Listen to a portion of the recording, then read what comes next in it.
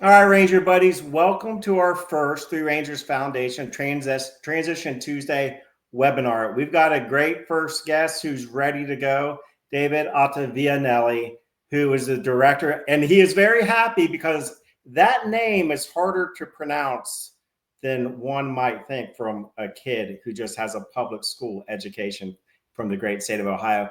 David, you're the workforce director for John Deere. So we want to start with a bottom line up front. Why should somebody consider going into a behemoth international company like John Deere? Hey, Tony, thanks for having me on today. And thank you to all the Rangers post-Veterans Day for what you do. It's an honor for me to be speaking with you all. Tony, these large companies, or even small companies, but let's talk large companies. There are so many different opportunities that as you establish your relationships and understanding what those companies do, that you can't even imagine, right? From a number of different things to manufacturing leadership at John Deere, helping build our products, working maybe at a local dealership that needs support on from both a maintenance or a parts or a management type of position. There's roles in HR, IT, right, for instance. There's also pilots, right, aviation pilots in a lot of these companies. There's accounting and finance, engineering, of course, different things. And what we've learned when we have these conversations with folks, is really, what are you passionate about doing? And what type of roles do you think you'll be the best fit for? And that may develop or change and transform over time. You may not know, right, in doing it. The larger companies, what you get is you get a wide range of different opportunities that you can consider in different locations that might be the best match for you. And so do you find that when veterans, whether it be an industry day, a job fair, a Victory Strong event that we'll talk about a little bit later, do they have some preconceived notions though that, John Deere's mission, John Deere feeds America? Is that, do they think, oh, that's agricultural based, I don't know if I'll fit in there? Yeah, absolutely. There's a lot of that, right? Hey, this is not a fit. And I'll give you an example with John Deere, right? A lot of people think, hey, we're just an agricultural company. And I go, we're also a tech company. And well, why do you say that? Well, here's some examples where our CEO was the keynote speaker at CES in 2023, where he showed the technology that's being introduced to farmers to help improve yields and help those farmers and infrastructure workers feed and shelter the world, right? There's a critical element and a passion to help with that purpose. And the two things they introduced in the CES event, as an example, would be autonomous tractors. So how do we implement that? And the technology to use that, et cetera, right, is pretty amazing. Another one concept was called See and Spray, where you got a sprayer going through the field at over 10 miles an hour. It's identifying with cameras over 1 million different weed types and spraying those weeds with accuracy instead of doing a mass spray. So that's an example, right? A lot of people, hey, wouldn't think that, John Deere just builds tractors, or how, providing that to our customers and that kind of stuff. There's some different elements of technology that can be part of us. Another thing, with Deere, and I bring up this example also, is we have a large construction and forestry and infrastructure road building division. We doubled the size of that with an acquisition of Virkin in 2018. So all your road paving equipment that's on the side of roads, that's all John Deere. It's branded differently, but a lot of people don't know that, right? And that's important to understand when you're reaching out and think beyond what your initial impressions are. So you have been in this role, right, and in the human resource with John Deere for quite a while. And veterans with John Deere, goodness gracious, you have a robust program that it seemed like it just mirrored what the Army was doing with their critical skills program. So what have been the strengths you have seen when you bring in a veteran? What do veterans kind of naturally bring in that they should kind of lean on as they're looking to transition and to go into a company like John Deere? Yeah, Tony, thank you for the question. And really, we're a proud partner in our Skill Bridge with the CSP programs, and that's been phenomenal for us to be part of, to help those veterans understand what they're getting into, right, and apply those skills that they learn. The top skills that we see with veterans are, and I'm going to get into technical skills and project management, that kind of stuff, is just that basic leadership fundamentals of leading teams, leading groups of people through the challenges that you see in the military, and they can be very, very similar in a business environment. In taking those leadership skills of understanding those challenges and helping those individuals be the best that they can be in whatever type of role they're at, and help them overcome challenges before they even become challenges, is one of the key elements, of course, that military veterans and service members bring. Don't dismiss that technical side and those skills around management that you can bring from whatever that's understanding that technology associated with communications or different electronics, different elements there. And of course, your willingness to learn, right? And your willingness to come in and learn quickly, like you all done, is critical to do that. Adaptability is a strong strength that service members bring, and really that ability to understand and project when there's going to be disruptions, and helping overcome that, either through extensive planning or kind of, leveraging those resources and those team members that you have to help you identify that and help them come up with problem-solving techniques, right, before it becomes an issue. So I want the secret to the test, though. When I hear leadership, I think, just because of our backgrounds as Rangers, I think there's something to having candor and to always wanting to be better. And that creates a leadership philosophy is, hey, you're only as good as your last operation, because we need to be better for the nation, whatever it might be. How do you best see that expressed? I mean, is it just what's on a resume? Is it in the interview? Is it the referrals? I'm sure it's a combination of all, but like what strikes it to you where like, hey, this guy's going to be good in our culture? When we look at this, it all starts with that higher sense of purpose and that passion around, hey, I'm excited to do that. And of course, those core values around integrity, quality, commitment, humanity, and innovation are critical. But Tony, that what it comes down to is, hey, we're looking for leaders that can help lead those teams and really drive a mentality of continuous improvement. So easily said, but how do you constantly improve that team and convince them that, hey, this is important for us to improve, that makes our manufacturing operations better, that makes our products better, that makes it safer, higher quality, improved delivery, and lower cost, that constantly is never-ending desire for continuous improvement. Because the day that you stop improving, you get complacent and you lose that competitive advantage. And there's always that, right? So how do you get the teams to realize that, to continue to improve? And there's a lot of challenges with that, right? New product program introductions, disruptions, a number of different things. But we're looking for those leaders and those change agents that can make a difference in coming in pretty quickly. And this gets back to what veterans and the attributes and the strengths they bring. This is very similar to the work that you've done with your teams, just in a different environment. And as you said, the willingness to learn counts for a lot, right? If you've been somewhere, you've done something, you couldn't perform, if you're able to say that that's part of who you are, it sounds like that really makes a difference.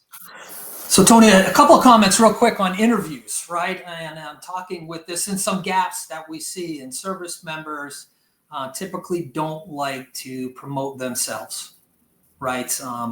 Hey, the team did this, or the team accomplished this. We're able to take the objective.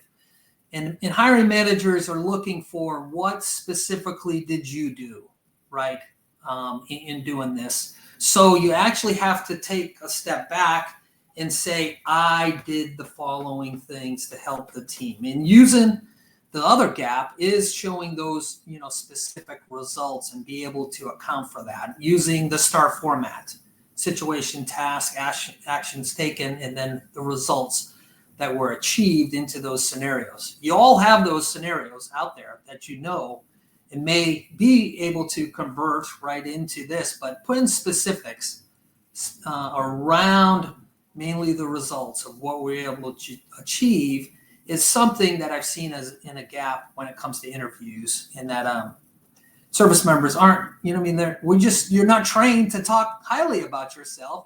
You're talking about the team, but that's something that you need to do. Well, and that goes down the path of, so we understand that our military service kind of provides our strengths, and that we do have to be able to vocalize those, show those using the STAR format, as you mentioned. So the weaknesses, do you find that veterans come in prepared at the same level of a civilian counterpart? Can a 22-year-old sergeant or specialist come out of Ranger Regiment? Do they verbalize the same way? Do they show skill sets the same way that maybe a recent college graduate looking for their first civilian jobs are able to do it? They have the opportunity to do that, right? So having the ability to learn, and it is different. It is an entirely different environment. There are different things that you can do that I've learned right along the way, and sometimes in a difficult learning environment, and didn't learn as quick as I should have, right? And still continue to learn every day, right, in our different roles. Having an open mindset of, hey, I'm going to learn, and I'm going to listen in the first couple of, and understand this before I dive in, and relying on the feedback of those agents. The problem, Tony, right, is you all do phenomenal, top-notch work, but you're not a trusted agent within that organization. They don't know you. And what you want to do during that skill bridge or that CSP is take the opportunity to make sure that, hey, I can be a trusted agent, and that I need to be a member of your team through your actions, through listening, being a subservient leader, right, in helping those teams be successful equals a great potential opportunity after that. So it depends on how they approach it. Both candidates, a college student and a Ranger E5, etc., can have different approaches that could be successful and could not be successful. And this is one of the things when we set up a CSP that we learned is having a mentor, right, to talk through it, because it is difficult and it's different. And we want you to be successful and have that opportunity to talk before, during, and after about what was successful. Could you talk us through that then, how John Deere invests in those CSP soon-to-be veterans and what that process looks like for y'all? Yeah, you bet, Tony. So John Deere is a proud industry partner on this DoD Skill Bridge, meaning that we have our own memorandum of understanding that can set up a CSP at our company manufacturing locations and or our dealerships that are scattered across the United States. So typically, when we're talking with Rangers or folks that are looking at leaving the service, we start to have conversations. We have a whole process to submit a contact card, and we start having conversations, I would say, 8 to 12 months in advance of your EAS date. And then really focus on 3 questions in working you through it. And anytime that we talk to any service member, if you come to Deere, that's a bonus. But if we're able to help you, that's even a bigger bonus, right? In trying to help you with your next steps. 3 questions. 1, what is your timing?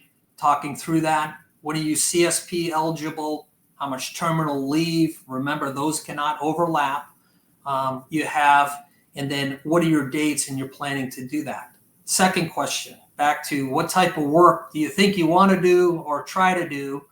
And we can tailor, some different opportunities for you to try different elements of work. You could spend some time in supply chain. You could spend some time in operations. You could spend some time in quality, right? Or different things to do that.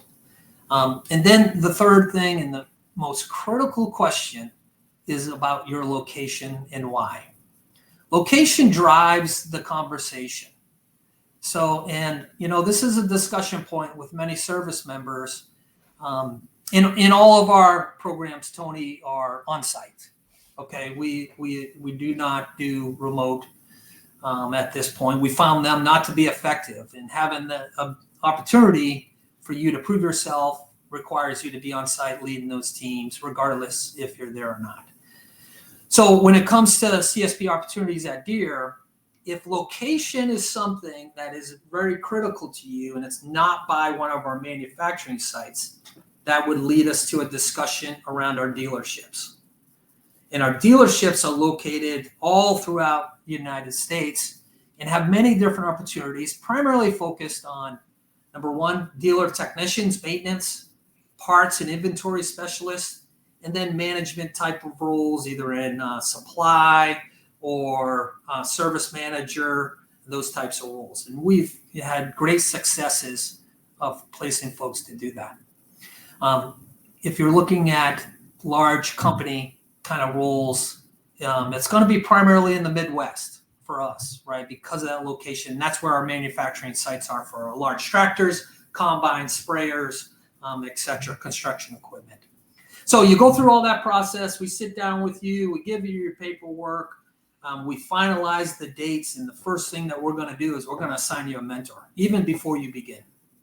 Because to start talking about this and what it means, et cetera. With this, we'll have a whole onboarding plan. We want to bring you in to give you the greatest experience that makes you the potential top candidate. Not guaranteed, but the potential top candidate for any positions that may open up in doing that, either within Deere or with other business partners that we have. And that's why location is also important, right? There's certain areas where we have great networks of other businesses and across the nation that can be, provide different opportunities for you to consider. And you can use that skill bridge, CSP, to really increase your skills, gain your understanding, and then also become the best candidate and use that network, right, to grow and become that trusted agent, either within that company or within that community. So, Dave, I love what you said about location. That is what we actually stress to our Rangers. You got a location, job, and money. You got to live somewhere. You better be working, and you better make some money so you can eat.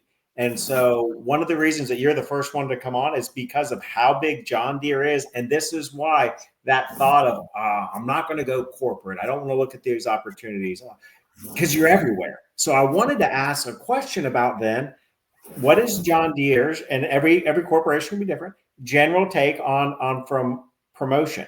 The hard thing coming from the military is if any of these service members decide to stay in, you know what the milestone charts are for what's next. What does that kind of look like inside of a major corporation like John Deere as you kind of look top down? Yeah, in any corporation, what I see as a major difference from the military was, performance matters and it's rewarded, right? So there's no timeline. You could do well, you could accelerate, there could be opportunities. One of the key things, right, is keeping an open mind to different opportunities in different areas. And it's really unlimited. You can be the limited factor of what you want to do and how far you want to go. Another thing to take advantage of, most companies will have tuition reimbursement, right? Or you can use your GI Bill to continue your education. There is that constant, continuous improvement for you in development of your skills, both your technical skills and understanding of the business and how to run it, and then the way you interact with folks and those, types of different management skills that companies are willing to pay and can do a great job providing those opportunities for you to do well. And then it's really up to you and what you want to do. When it comes to, that some of the conversations when I talk with folks also focuses on, hey, this is what I want to do. And I say, the dream job, right? Here's my dream job. Well, it may take you 1 or 2 jobs to get there. So it might not be available right away. And use the different roles as a stepping stone, because it goes back to that trusted agent, right? What their companies are doing is, hey, I know employee X already, and we know their skills, but I don't know Tony, right? And so I'm going to, try them out and put them in this role. And then they're using that for internal promotions and gaining that. It's just purely based upon trust that they know and their capabilities.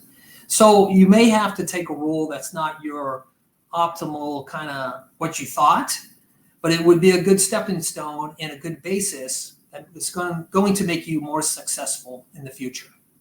Now, on location, let's go back to that again, right? Mm-hmm. Understanding cost of living, benefits, taxation, all those different things, schools, housing.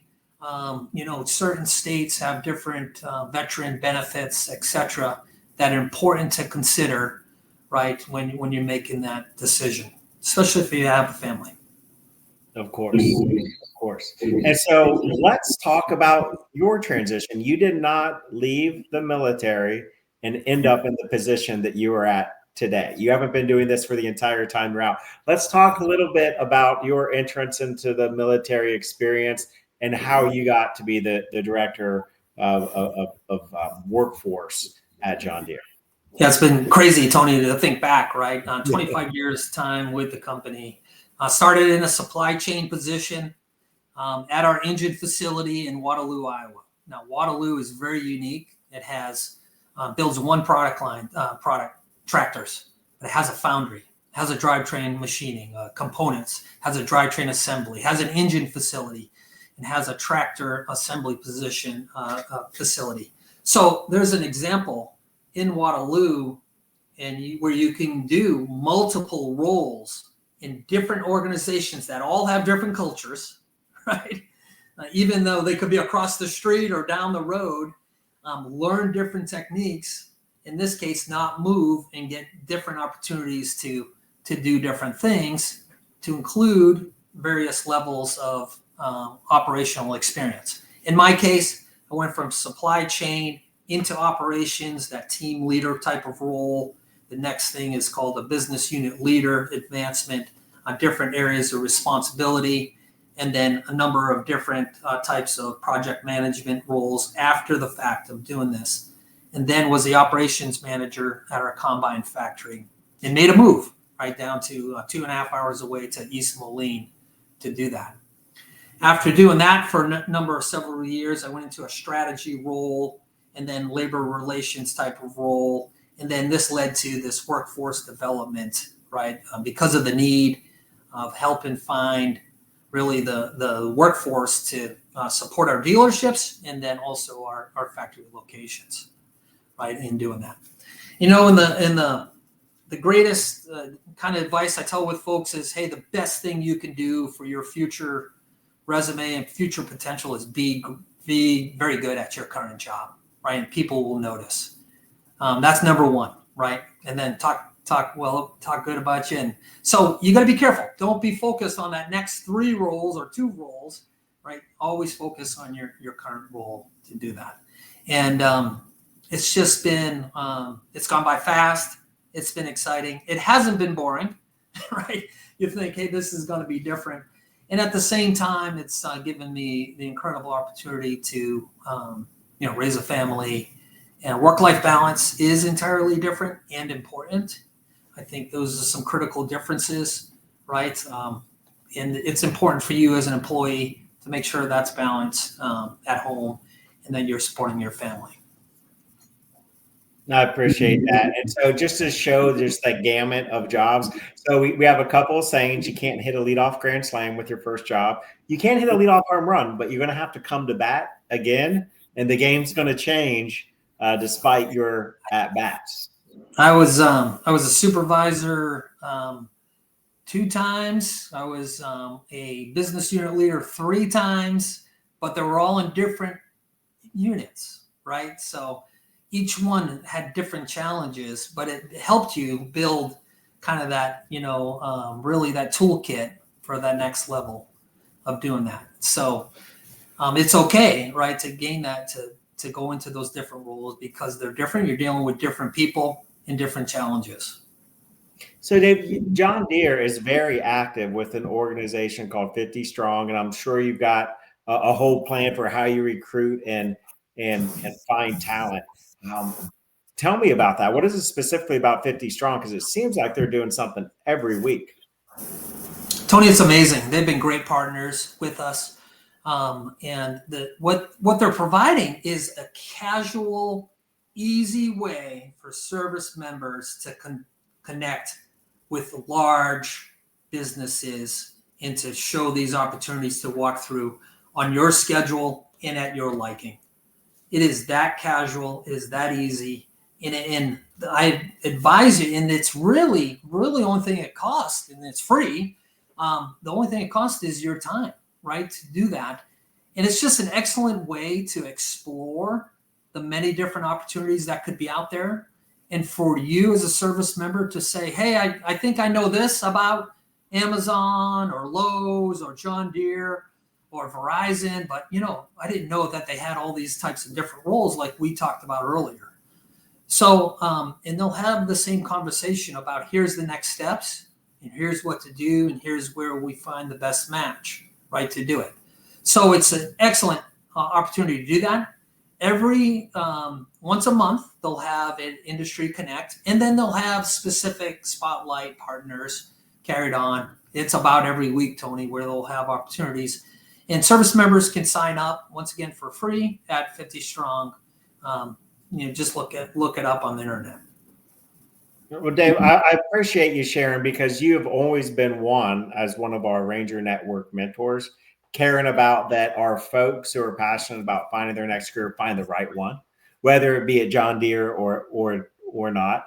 And I would just want to ask, is there anything that you would want to leave with for if I'm a young Ranger listening, we've been going for about 28 minutes now, just that single piece of advice, kind of distilling this moving forward. Your opportunities are unlimited. Kind of try to figure it out. Do the things that you know how to do. Be responsible. Lead those teams. Look for ways to continuously be better. And it's going to be unlimited opportunities for you at whatever company you decide to go with. Start early, about a year to at the latest 8 months in advance. Understand your timeline, what you're looking to do, and answer those 3 questions, right? What's my timing? What type of work do I think I want to do? And get a game plan on location. Location is going to be, I think, the toughest decision that folks need to make. And use the resources that are out there. 50 Strongs, as an example. Recruit Military, Hire Our Heroes, USO, ACP. There's a number of different organizations that you can try and utilize to do that. But 50 Strong is one of the top ones that's the easiest, and you can take a look at that also. Dave, once again, thank you so much for being here on our initial Transition Tuesday.